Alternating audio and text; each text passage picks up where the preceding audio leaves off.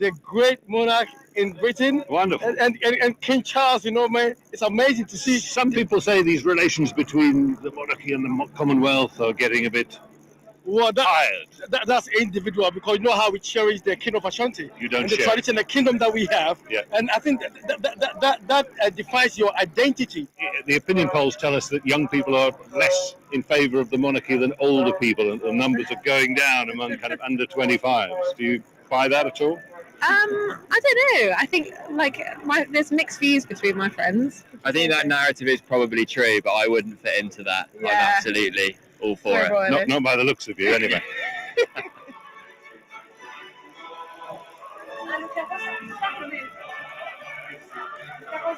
And of course, Jonah, while we're still in the middle of the mid-throes of the ceremony at Westminster Abbey, we know that the various military outfits are all prepared to escort the royal coach back to Buckingham Palace. In fact, you might not be able to see it. We certainly can. I think our viewers at home will be able to see the royal coach, the state coach, being placed in position, ready for the King and Queen to go back along the route that they came on. Can we just talk about the security? It's been a huge issue in the past few days. Protesters have been arrested. Within the week, we've had a man arrested outside Buckingham Palace trying to throw gun shells across the fence. How do you assess the situation at the moment, and how do you think the Metropolitan Police and the security services have dealt with it? Yes, that was an interesting moment earlier in the week when a man approached the gates of Buckingham Palace, went up to a police officer there and said he wanted to speak to a soldier, and then threw over the gates what appeared to be shotgun cartridges. He was later found to have been carrying a knife and a bag that he said was precious in some way. There was a controlled explosion carried out on that bag, and he has since, we understand, been detained under the Mental Health Act. But yes, a real test that of the security operation underway, and that has been underway here for days now. The Commissioner of the Metropolitan Police saying it is the biggest single deployment of police in the capital ever. 29,000 police officers on duty over the course of this coronation weekend. And of course, they've got a lot of people to look after, not just the crowds here and the royal family itself, but visiting dignitaries, 100 or more world leaders, representatives of the Commonwealth, celebrities, and so on.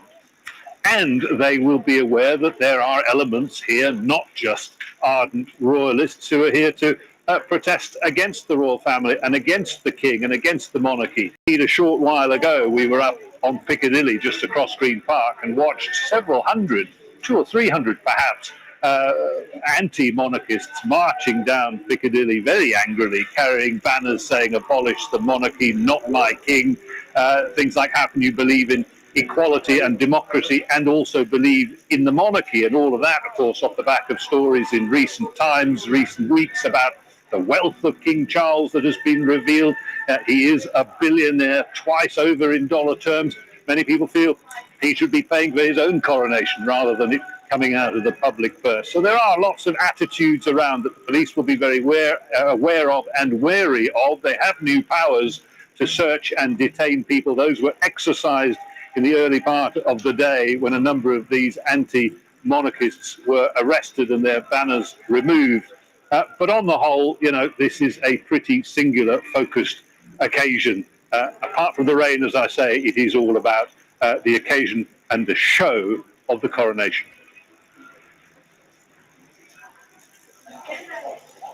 Jonah Hull, thank you very much indeed for the moment. And while we've been talking to you, the Gold State Coach, if you can see it there over our shoulders, has just arrived back in front of Westminster Abbey. And that's the much older than the previous carriage they were in. This one dates back, to 1831, Lauren, I think. Actually, first used for William IV and Queen Adelaide's coronation. Queen Elizabeth used the very same carriage back in 1953. But said it was horrible because it was very uncomfortable. The suspension isn't great. No, it's suspended apparently on leather straps and it's not sprung. And it's also quite heavy, isn't it? Weighs 4 tons. Yeah, so they 4 need tons.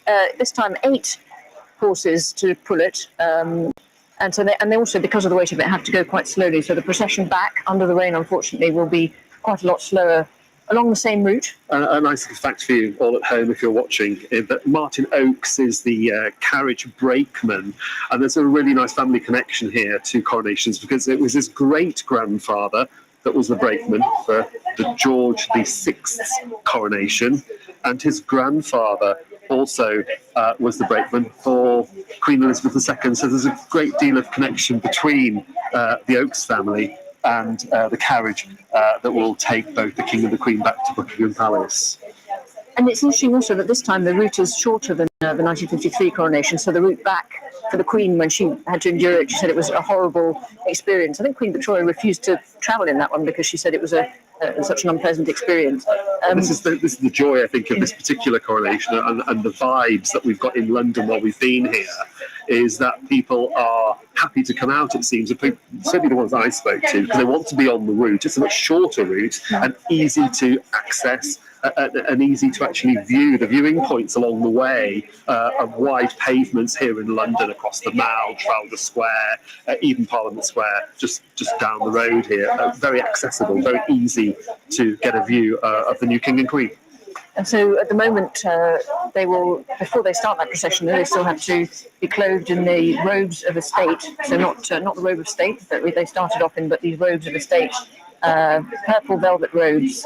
And they also will change the King for this final procession, known as the coronation procession, will be wearing the lighter imperial state crown, because we did notice that when they put on St Edward's crown, it looked like it was quite difficult to adjust on King Charles's head. Wasn't it quite a heavy thing? And in fact, I think in the 1953 coronation, they had to put a little mark on the front of it because it's quite difficult to say which way round it goes. And of course, also with Queen Mary's crown as well, they had to adjust that for the Queen Consort's head as well, and it seemed to be fitting, I wasn't comfortably, but uncomfortably as well. I think we'll get more idea of how she felt about what it was like to have the crown on her head after the whole day. But of course, while we wait for them to leave, there's still quite a lot to get through.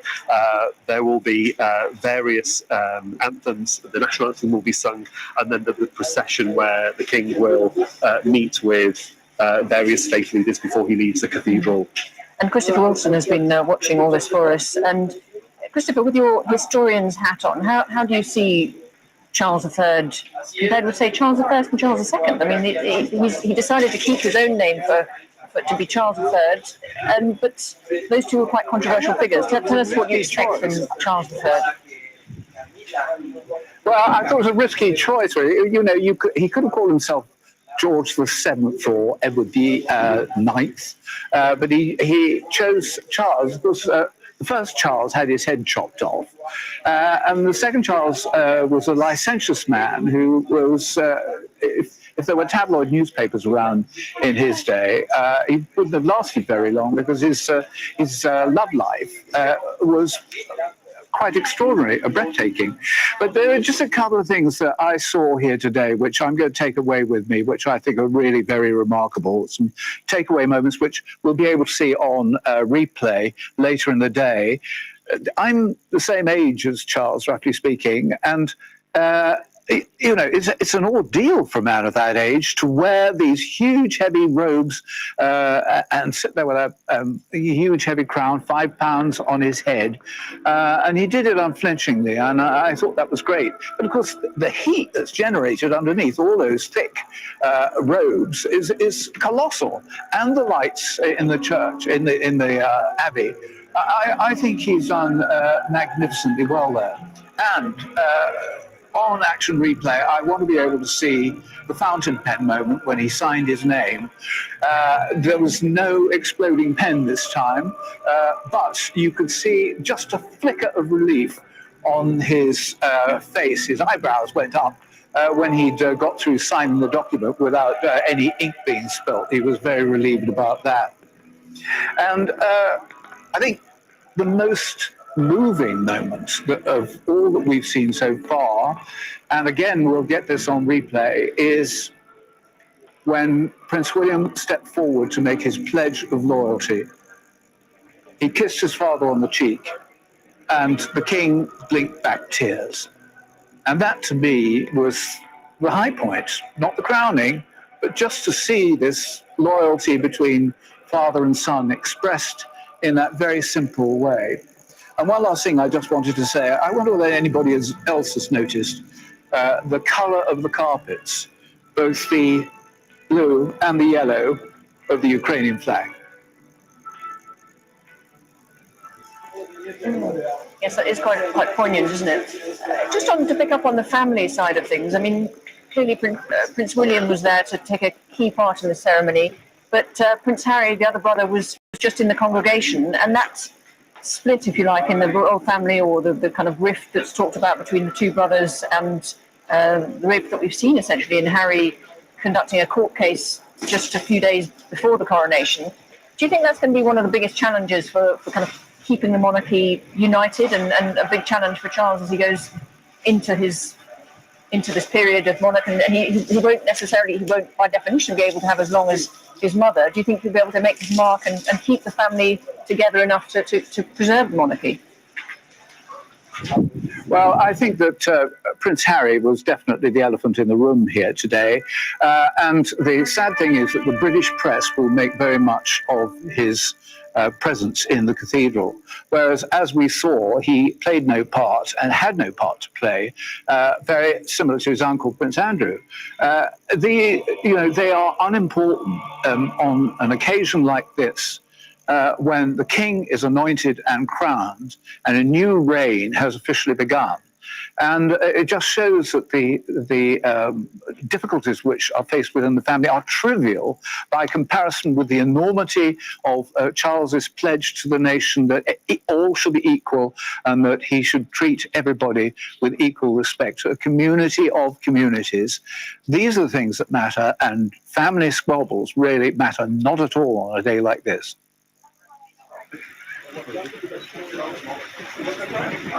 What do you think the biggest challenge then is for King Charles for his reign? I think what he's got to do is he's got to put a quart into a pint pot. His mother reigned for 70 years, and he's got perforce a very much shorter time in order to be able to make his mark. But his reign will resemble that mostly of the son of Queen Victoria, King Edward VII, who also had a short time only, but left a huge mark. He was a wonderful international diplomat in the pre-World War I European stage, and he was a very significant figure, extremely attractive. Again, if there'd been tabloid press around in those days, he was a serial adulterer, I think 50 mistresses, but he did a great job as sovereign. And I think Charles, if he's looking for any example to follow, it will be that reign of King Edward VII.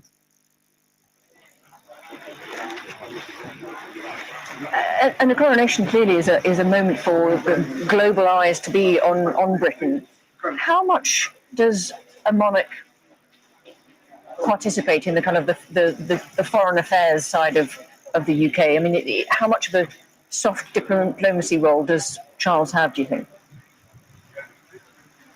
Well, I thought it was absolutely fantastic to see Madame Zelensky standing next to the Princess of Wales and Jill Biden. This is, as you say, soft diplomacy, but it's terribly important. There was a photograph of the three of them at a reception in Buckingham Palace last night.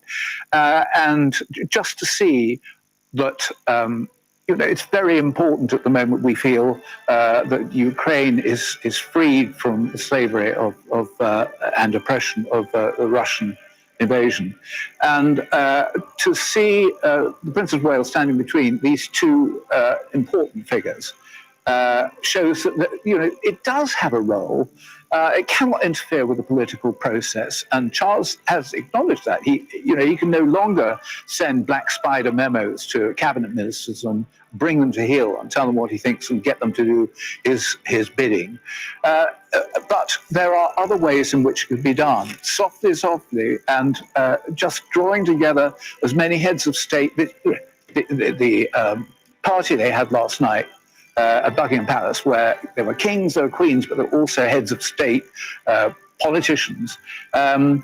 this is a moment of unity. It's a moment when everybody can nod, say hello, and hi, how are you, and that sort of thing. That carries huge weight, and the fact that it takes place within the hallowed portals of Buckingham Palace is just the icing on top of the cake. Christopher Wilson, historian, thank you very much indeed for your thoughts there on the coronation of King Charles III. And of course, the national anthem being sung there as the King makes his way in procession out of the cathedral in his royal regalia, ready to board the state coach. And while he does that, let's join Nusrat Matab, a former Scotland Yard superintendent, and we're going to talk security now. Nusrat, good to have you back on the programme. Obviously, it's been a historic day, certainly both within the Abbey and outside of it. In terms of security, there are dress rehearsals regularly, are there not, for agencies like the Metropolitan Police in Britain to deal with the potential for a monarch's death or a coronation. What sort of rehearsal process is there in place from your knowledge? Well, these events, these sad events such as the death of a monarch and the happy events of a coronation are in planning for years, and they regularly get reviewed and dusted off, and there's always contingency plans. And there's separate meetings that are had where these plans are reviewed and changed and altered. And certainly there would have been a lot of learning from the last monarch, Her Majesty's death, and the funeral and the security arrangements. They would have looked at everything, taken learning from that, and implemented it this time into the coronation. For example, facial recognition was used this time in terms of the security, and it hasn't been used in such a way, in such a big public order event. But that was to try it out and see how it works and to be able to deal with the threat. And all the people that have attended the coronation will have their faces scanned, and they'll be matched against a database to identify convicted terrorists, those people that are wanted for crimes, and those that have evaded and are wanted on warrant. But the effectiveness of that will then be, looked at a debrief later. So a lot of this has just been compiled together, but it's rehearsed completely, and there'll be contingency planning, there'll be tabletop exercises, Hydra exercises, to make sure that everything goes absolutely perfectly on the day. Indeed, the threat to an event like this in 1953 is very different to any potential threats in 2023. Terrorism and this type of incident is much more sophisticated nowadays, and it's a multi-agency approach, which includes MI6 and MI5 here in the United Kingdom and other international agencies. How much communication is there with, you might say, foreign security services at an event which is very much a domestic British issue? I mean, it's a total collaboration. You're absolutely right. The threat, at the first coronation and the threat now, certainly the world's evolved and it's totally different. The collaboration starts straight away. So when there's decades of planning, security services will be involved in that planning, and it'll be a continuous sharing of information. So what's happened now in the central command unit, so there's a special operations room that's underway at this moment, that command unit has been working since last week and even before then, and that's got a representation of people. There's the military, security services, coast guards, the fire, the ambulance service, and there'll be a continuous sharing of information with police forces across nationally, but also internationally. And they will all be looking at that, monitoring the intelligence and information that comes through. But it's also a collaboration with the public as well, because policing can't achieve this on its own. It needs that multi-agency approach. but it has to be operation that working with the public, because the police is dependent on intelligence and information from a number of sources. That includes security services, but it also includes the public and businesses to bring everything together. So there's a lot of collaboration, working together and sharing intelligence. And there's the protective security, the counterterrorism protective security. Nusra, we're just going to say thank you for now as we actually see the departure of the King from Westminster Abbey. That's right. He's just received the greetings from leaders and representatives from different faith communities, marking an end to a ceremony which has been diverse in all its aspects. And there they are, emerging in the regalia. The King wearing the purple velvet robe known as the Robe of Estate. It was worn by his grandfather George VI in 1937.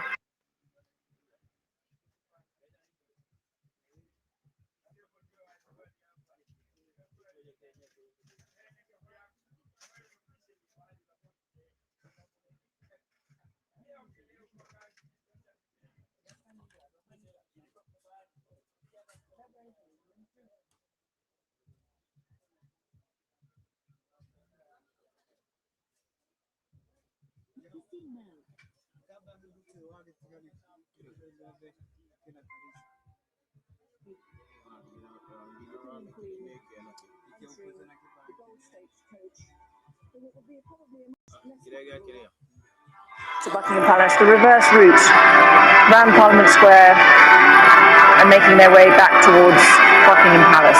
So, Indeed, and of course they will be accompanied by a whole host of military personnel, from the Coldstream Guards to the Household Cavalry to the Blues and Royals, and of course behind the stagecoach you'll see the Beefeaters. And of course the Beefeaters are the ceremonial guards of the Crown Jewels, which are now being worn by both the King and the Queen Consort. And of course the coach won't actually leave exactly right now. They're waiting for other members of the Royal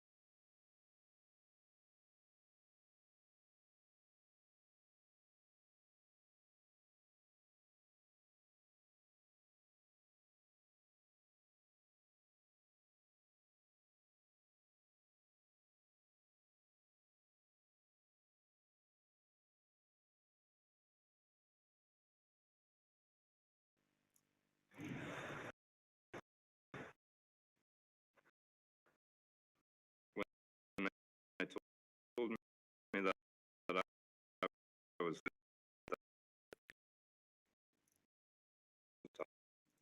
without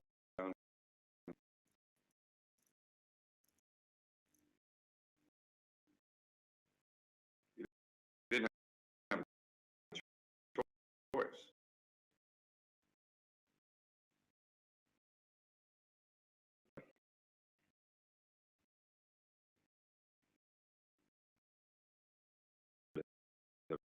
Who got him out at any cost.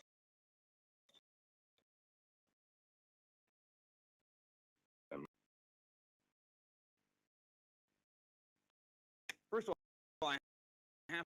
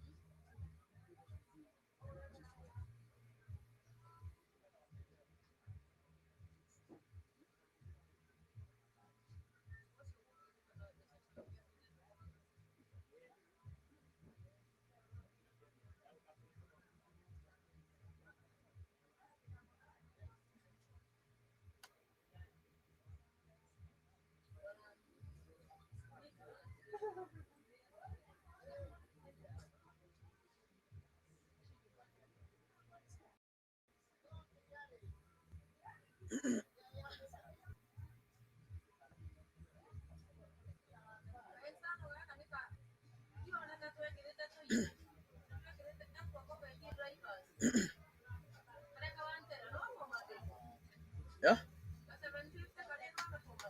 Asa.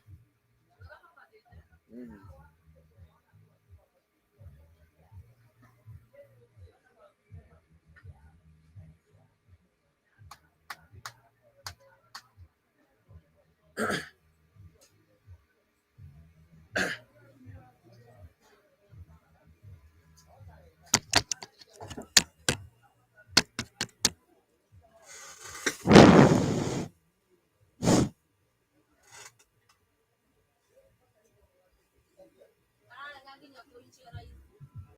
ti edi goda ko rene ka ngadire.